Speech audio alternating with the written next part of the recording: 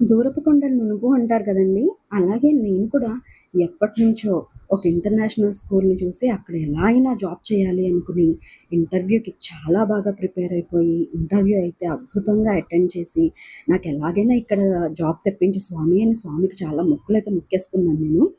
Job అయితే వచ్చింది.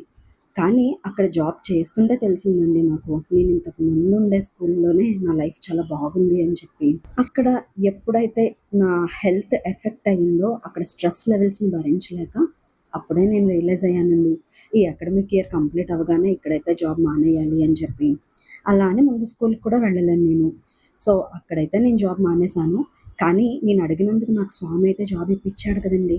అందుకనే ఆ స్వామి మొక్కు చెల్లించుకోవడం కోసం అని చెప్పి ఇక్కడికొచ్చాననమాట. స్వామికి కళ్యాణం చేయించుకుంటున్నానండి ఈరోజు. సో, స్వామి దగ్గర నేను ఈసారి కోరుకున్న కోరికేంటంటే, నాకింకెప్పుడూ ఇలాంటి ఆలోచనలు రాకుండా చెయ్యి స్వామి. నువ్విచ్చిన దాంతో నేను చాలా హ్యాపీగా ఉన్నాను. థాంక్ యూ సో మచ్ అని చెప్పుకొని, నేనైతే నా మొక్కుల్ని చెల్లించుకొని ఇంటికైతే వచ్చేసానండి. మీలో ఎవరికైనా ఇలాంటి ఎక్స్‌పీరియన్స్ జరిగిందా? ఒకవేళ జరుగుంటే గనక కింద కమెంట్స్‌లో చెప్పండి. నేను కూడా చూస్తాను. ఇట్లు మీ తెలుగమ్మాయి.